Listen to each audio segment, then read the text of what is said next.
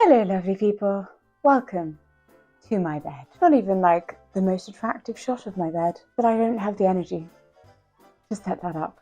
So we've now been home from Malaysia for 2 weeks and I am still struggling to get over the jet lag slash exhaustion. So I thought I would make a classic sit down thoughts. What are they? Where are they? Everywhere in the room, at all different places. Video about chronic illness. And just, you know what? It doesn't get better. Chronic illness does not always get better. And that's okay. I first got diagnosed with having a chronic illness when I was a teenager, even though I'd obviously had signs and symptoms even when I was younger. I have effectively my chronic illness is actually just symptoms of my genetic disabilities. So yeah, probably should have known they weren't going to get better. However, when I did get diagnosed at 17 and they were like, you've got chronic fatigue, that's what that is. That's why you're always more tired than all of the other children in school. You're not just lazy. And I was like, you don't say. And they were like, yes, you are more prone to illness than all the other children. You're not just faking it. I was like, yeah, I told you that. You're not just being wimpy when you don't want to stand in the cold or the extreme heat. Yeah, I know. Indeed. How's it going with that? Great. But even once I've been diagnosed, I did seem to think, oh, but in the future, it will be different. But how, Jessica? How? Was I imagining some kind of technological marvel? Like I would have some incredible magical bullet? I say bullet because my mother constantly tells me off for trying to find the golden bullet. No, the magic bullet, the golden pill. I just mushed those together. Which, malapropisms, also a thing my mum does. It's International Women's Day. I remember being really little and my mum had a surgery on her eyes, which she told me that I would need to have by the time I was her age, which is rapidly approaching. It'll be like in 2 years' time, I think. So that's fun for me, counting down those months. Not really looking forward to that. Anyway, so she had this surgery, and I remember her telling me, yeah, it was really horrible for me, but by the time they do it for you, it's just going to be lasers. There'll be no cutting involved, no knives. It'll be easy. It'll be simple. 30 years later, they're still using knives for surgery. Medicine has not progressed that much. Panic stations, everyone. My eyes seem fine though, except for the one I can't see from. Yeah, for another time. God, where am I going with this? You're doing a really good job, by the way. This is well done. Well done continuing to watch. Thank you so much. Brilliant, excellent, brilliant job. Brilliant job. If you'd like to subscribe, I do have more videos which generally are more of we'll get there. We'll get there together, you know? We will. We'll absolutely get there together. We're here together. Subscribe if you haven't already. Like, comment, subscribe. So when I got diagnosed as a teenager, I definitely thought that I was going to, at some point, probably come across some kind of medical marvel that would help my chronic illness. But what I actually found, I found that my body has not got better. It's just that I, with time, have found it easier to live with.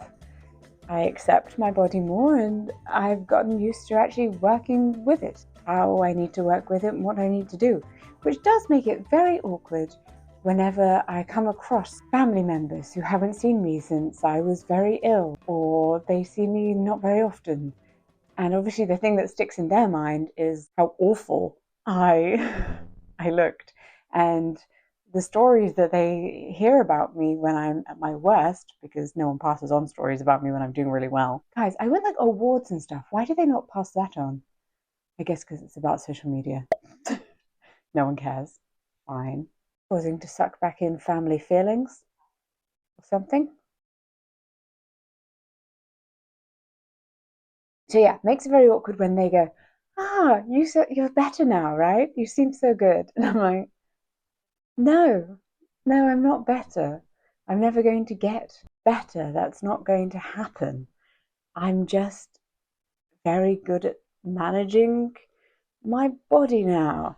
And then I'm like, I don't know, what do I do now? Do I have a conversation with them about how I have to make sure that I go to sleep at a reasonable hour, make sure that I always eat enough calories every single day for my body, but not just within the day. I have to make sure they're spaced out. Can't ever skip a meal, oh no. Or I immediately... Anyone else struggle desperately with their blood sugar and also have connective tissue problems? Please talk to me because that is really getting out of control now, and I could use. I mean, obviously, I should see a doctor. The wait list on that one is quite long. So, if anyone has already seen a doctor about that, would like to share. Oh, what's my disability? Great question. Great question. So, I have a nerve condition and a connective tissue disorder. And it essentially means that my nerves, so I get very delayed feedback, meaning I can injure myself and I don't really know until later on. So annoying. So annoying. Like I can touch things that are too hot or too cold and I don't really know until I visibly see it and go, I burnt myself. It's such a bummer. It's really going to hurt later. I wake up in the morning and generally how my body works is I will wake up in pain and then have to backtrack, think backwards as to what on earth has happened. Why am I in pain? What was it? And generally, I don't know. I don't really think about it because it made such a little impression on me at the time that I'll need someone else to be like, well, I guess you did carry those bags for like 5 minutes. I guess it was that. So I have a double scoliosis, so my body's not really aligned. I know. And that just cricks my neck. And then migraine for 5 days. Right, so there's this common misconception that chronic illness gets better with age. I feel this is a common misconception we have given ourselves because we lie to ourselves. Kindly, I think it's a lie with kindness. We lie with kindness. I certainly lied to myself kindly. But recently, my doctor told me some good news, which was like rare for him. He is one of those people who gives you the truth straight. I wouldn't want to be his family member, to be perfectly honest with you. I've been blessed with parents and a sibling who are straight truth people, and it's not my favorite. I am much flowerier and prefer to gently be told things. Why did I marry someone who also gives me straight truth? That's a great question. Anyway, so apparently your chronic illness doesn't necessarily get worse with age. I know, I too can hear the cherubs singing. Angels singing? Wait, cherubs play harps. Angels sing. Cherubs sing, angels play harps. Whoever's playing the harps, whoever's singing, it's fine. It's good, it's great. My thoughts, again, where are they? All here, everywhere. Absolutely everywhere. So when I panic quite a bit about the fact that I'm in my 30s, not the fact I'm in my 30s, I'm quite happy being in my 30s, the fact that I'm in my 30s and I have a chronic illness and I feel this bad, like, this doesn't seem great. I surely should not be dealing with this level of pain. Like, it's pretty amazing when I wake up in the morning and I don't immediately have a headache. Like, I wake up and the back of my head and neck are not in some kind of like, what is the word? You know, when your muscles do the thing, that is a miracle to me.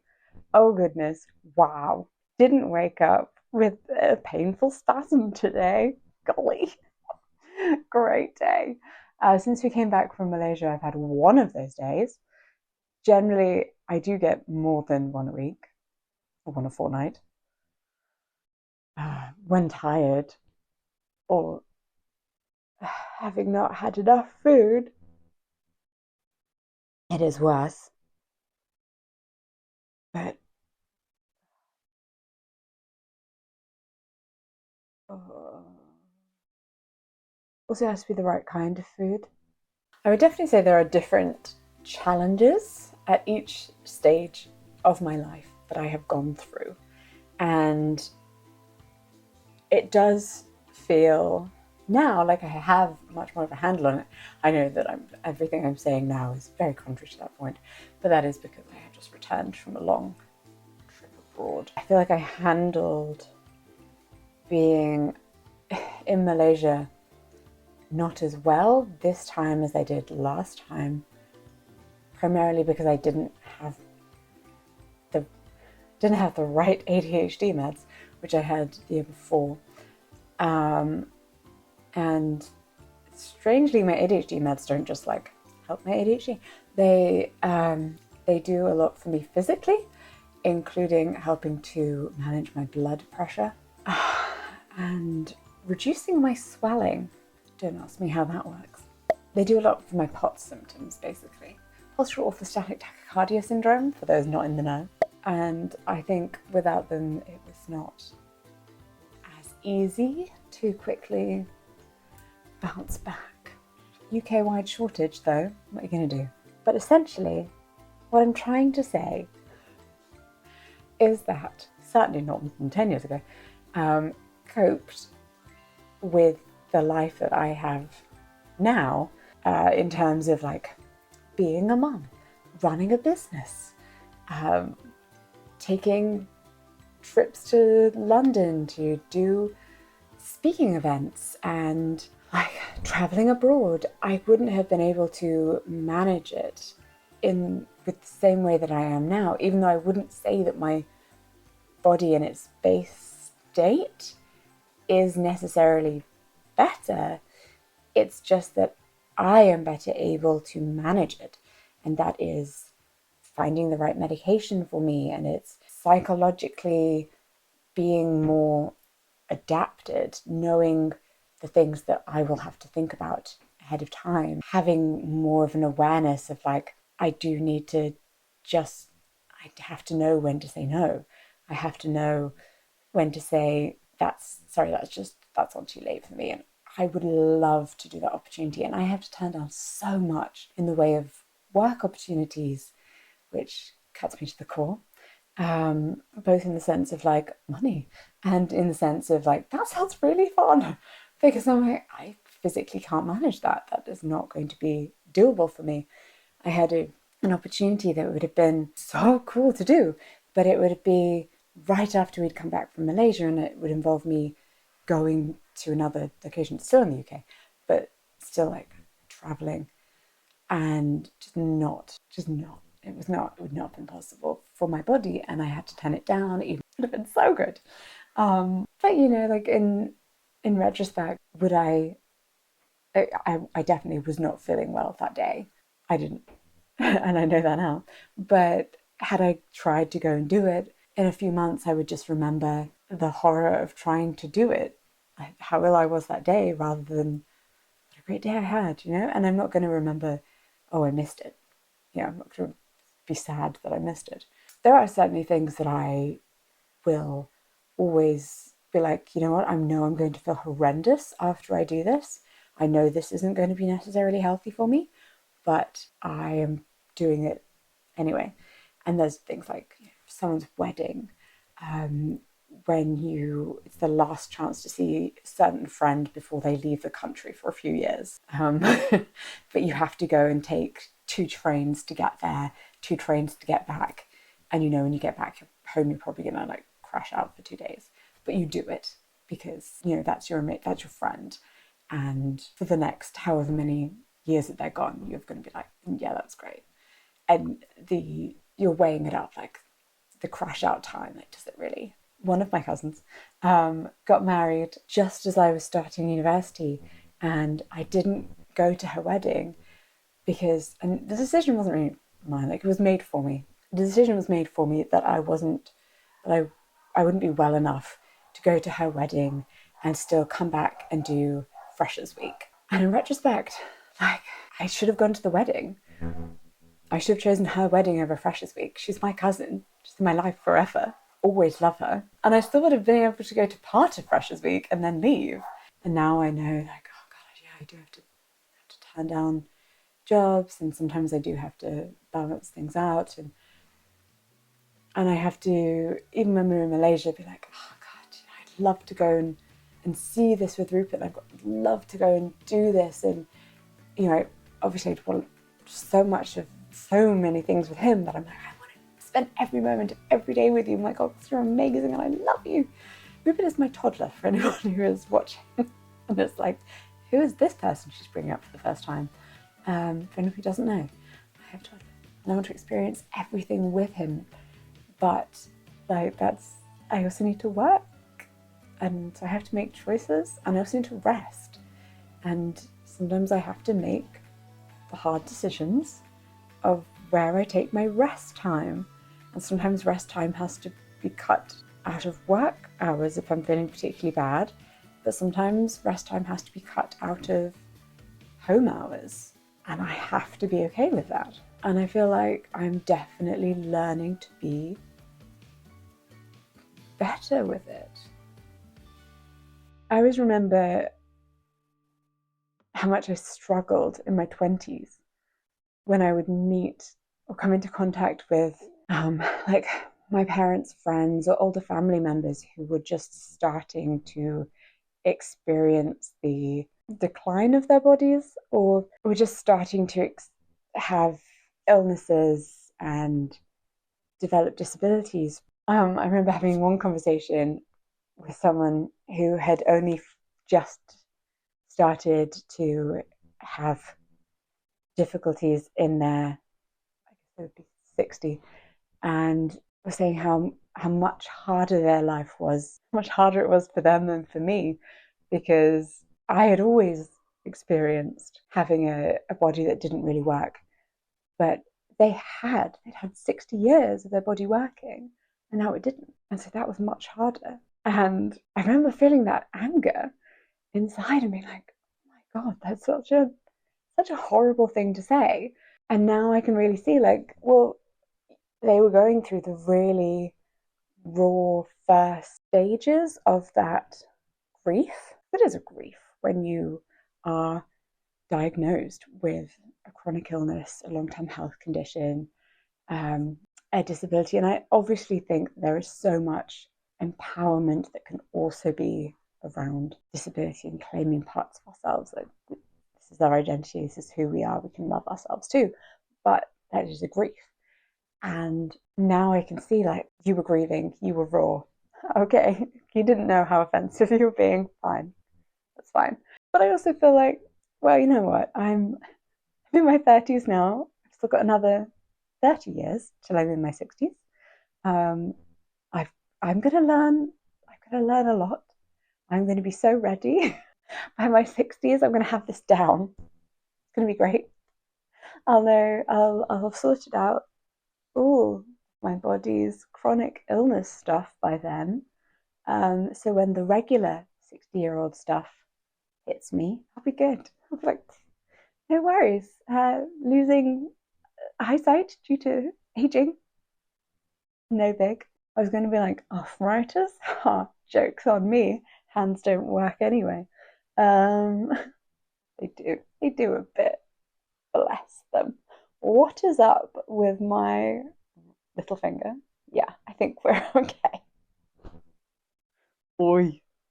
So, in conclusion, acceptance, resilience, learning all your little tips and tricks, whether that be a funky pillow, the best type of cutlery to carry around for you, making sure that you don't eat purple things on Tuesdays, whatever quirk your body has, who knows, and building an excellent support system of people who are genuinely wonderful and in your life for a good reason and who benefit you are all very important.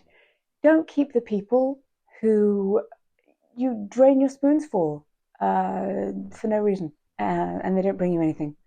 If it upsets you to talk to someone and they're not really bringing you anything, it's okay to let it go. It's all right. It's fine. I think you have to have an element of self-protection when you have a chronic illness.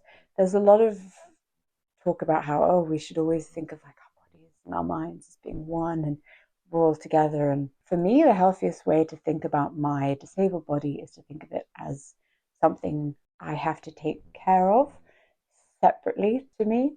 For me, I find that way I take better care of it than if I'm thinking of it as my own body. Is this psychologically healthy? I don't know.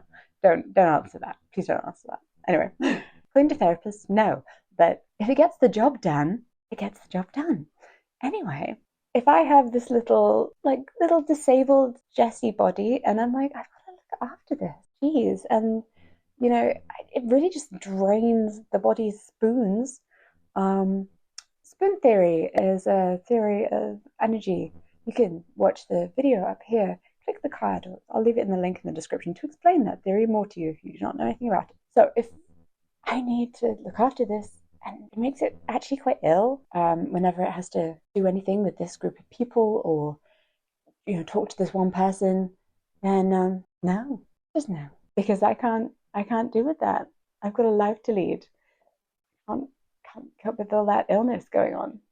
Thanks. The main takeaway from this video is I want you to know that whether your chronic illness, whether your long-term ill health, whether your body as a physical being, whether your mental health, because I do want to include mental health here with chronic illness, please do know.